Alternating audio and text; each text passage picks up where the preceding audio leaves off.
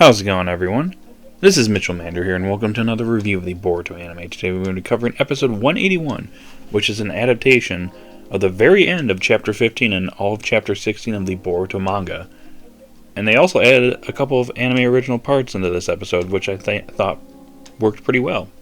So, how was the episode overall? Before I get on into my thoughts for the episode, I just want to say if you like this type of content, be sure to like and subscribe and hit that notification bell. Anyways, let's get on to the review, shall we? Now, before I get into the actual episode review, I just want to mention we got a new opening and ending song starting with this episode, and I have to say, I love both of them. With the opening, it's great. The singer was the one that did the Bluebird song from Naruto Shippuden Opening 3, so that was awesome. But I love the visuals and the opening, and I like some of the... there's some spoilers in there, not going to get into it, but if you read the manga, you know exactly what some stuff is being referenced in this opening. But the opening was pretty good. I don't think it was quite as good as opening 7, but you know, each their own. But I have to say, that new ending, that possibly may be my favorite ending for the Boruto series. Like, it is fantastically animated. Like, seriously, go and watch that ending. It is great. I watched it like 5 times this morning, so yeah, it's great. The episode begins with Jigen meeting with the other members of Kara, at least the inner members of Kara, I should say, via Genjutsu, to discuss the fact that the vessel has been lost. Now, a lot of the dialogue here is very similar to what we got in Chapter 16, so I'm not going to reiterate it, but I just want to mention that they did a pretty good job, the anime did a pretty good job setting up, you know, what was to transpire in this meeting, because in the manga, there's not a whole lot of context as to what happened with the vessel, and why Victor was somehow, you know, involved in it. But we got it here, and I think the anime knocked this one out of the park. Because in this meeting, like, Victor is freaking out because he knows that he's in a lot of crap. Because even though he realized that somebody probably tampered with the blimp and its coordinates and caused it to crash, you know, it was partially his responsibility. So, yeah, the other members of Kara are talking about, like, you know, taking it out on the one who's responsible for this. And Victor's over here just freaking out. And I just like how Boro and Code's personalities are fleshed out here as well. Especially Code. He only got a few lines of dialogue here, but I already like this dude. I already like his personality, and he's a savage. And I can't wait to see more of him in the future. But anyways, Victor's over here like he's freaking out. He's like, Amida was partially responsible too. Where is he? And Jigen's over here is like, that doesn't concern the likes of you. Like, literally, like, Jigen's like getting fed up with Victor at this point. And Victor's freaking out, and he's like, taking it out on Jigen, and he's like, yeah, buddy, this doesn't concern the likes of you. And Code's over here, he does this whistle, showing further that Code is a savage. But anyways, Victor suggests that they deploy an outer to investigate. Whereas Kashin Koji over here, since the blimp crashed in the Land of Fire, where he basically is responsible for overseeing, he decides to take action himself, which Jigen allows, which this pisses Victor off, because this kind of undermines Victor's plans to try and retrieve the vessel himself.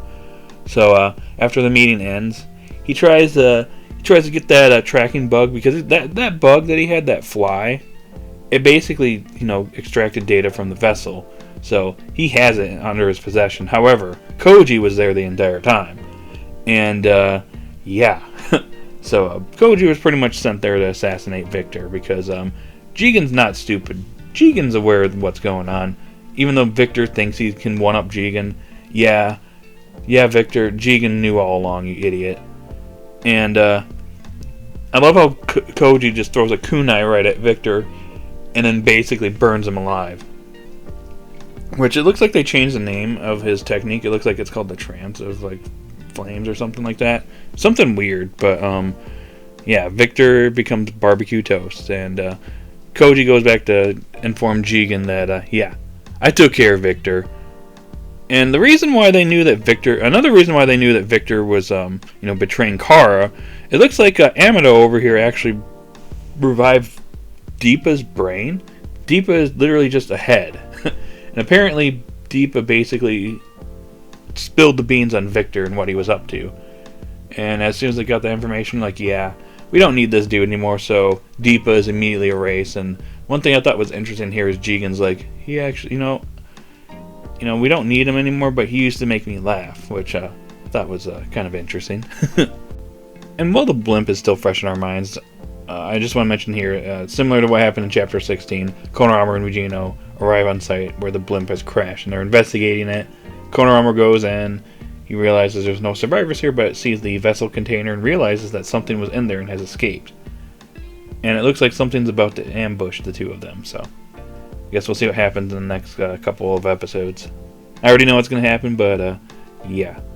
Just be prepared for what's about to happen, just saying.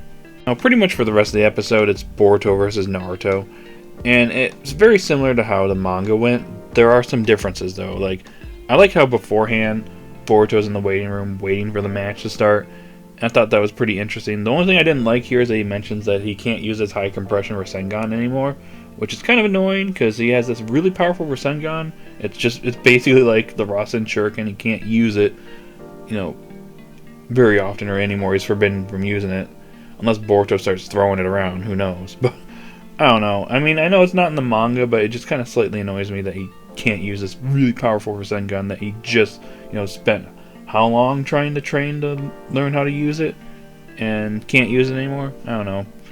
It just slightly annoys me a bit. But anyways, another thing I liked here is that some of the anime, original characters are here, present, watching this match, like Tsubaki and Iwabe. I don't know if they're ever going to appear in the manga at some point or not, but they're here. I'm hoping that they appear sometime down the road, but you never know what's going to happen.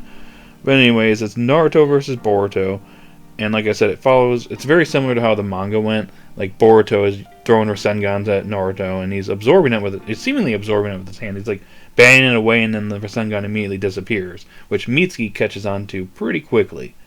And Boruto keeps trying to use his Gale Palm, and nothing's really working. He tries to blind Naruto, it doesn't work, so then he uses Water Style, and then combines it with Lightning Style, which Water Style actually surprises even Sarada, who didn't realize that he actually knows how to use Water Style, or at least knew this technique, I should say. But Naruto counters this by using an Earth Style technique. He basically use a wall to come up and stop the water and lightning attack. And his prosthetic arm seemingly absorbs the water. Literally just starts absorbing it, and Mitsuki's kind of perplexed by it. He's like, his jutsu is absorbing it. How's that happening? And then turns out that Naruto is actually right behind Boruto this entire time, and kicks Boruto, ending the match. And it turns out that that prosthetic that Naruto was using, it's brand new, and it's basically a scientific ninja tool that it's basically absorbing ninjutsu. It just can't expel it. So it turns out that Katasuke was the one that designed it, and he got inspired after the Otsutsuki attack, saw what the Momoshiki was doing by absorbing all those jutsus. So he basically got the idea to do the same thing. The only thing is, like I said, he can't expel the attack back on the opponent. Just absorbing it is all it can do, which just annoys Boruto, because obviously he doesn't really like scientific ninja tools anymore because of what happened to him in the Chunin exam. So he objects to this and throws a fit. And then Sasuke shows up and he's like, "Wow, kid, I thought you'd matured a little bit, but I guess not." And Sasuke basically talks to them about Kara and basically that the dangers of the world haven't come to an end, and they're a little bit more dangerous than we thought. They're a hidden organization. They don't even know how deep they go, but yeah. The episode pretty much comes to an end at that point. Obviously, it goes back to Konohamaru and Ujino, and the episode comes to an end, leading into episode 182 in chapter 17. So I gotta say, guys, I thought this was a fantastic episode, and better than chapter 16 in my opinion. I don't know if you guys know this, but when it comes to the AO arc in the manga, I thought that the arc was decent, slightly good, but decent. My main issue I had with this arc was that it just felt like there was so much stuff missing in this arc that needed to be explained. Like, there was so much stuff that they left out. Like, for example, who is Kara? What is the vessel? Why is Victor freaking out in this meeting? He mentions a person named Amado. Who is Amado and what's his importance to Kara? Why did Koji kill Victor? What about this blimp? Why was it carrying the vessel? Like, there is so much stuff in chapter 16 that it felt like they left out so much stuff. And the anime has done a fantastic job explaining all this. We now know who Kara is. We know who the vessel is. We know why Victor was freaking out in this meeting. We had a whole arc where Victor was the main villain. So it all led up in it. made his death a little bit more impactful. We know why Koji was sent to assassinate Victor. We kind of speculated that he assassinated Victor on Jigen's orders, but we didn't know that before, but this episode gave us confirmation. They also brought back Deepa from the car actuation arc, and he gave further information to Jigen and Amado about Victor and his schemes. We know about the blimp, we know what happened with it, so the bottom line is, the anime has done the manga a lot of justice. And it makes me excited for future arcs, because if this is the case, that means the Kawaki arc is going to be even better in the anime than the manga. And that's crazy to think. Alrighty guys, that's all I got for the episode review. There's not really a whole lot I dislike in this episode, just the whole part with Boruto not being able to use his high compression Rasengan anymore. That's pretty much about it. Otherwise, I thought this was a fantastic adaptation of Chapter 16. I'm giving the episode a 9.5 out of 10. So guys, in the comment section down below, what did you think of this episode? Did you love it? Did you hate it? Post your thoughts in the comment section down below. If you're new to the channel, be sure to like, subscribe, and hit that notification bell. I'll talk to you all later. You have a great day or night wherever you're at, and I'll see you later. Bye.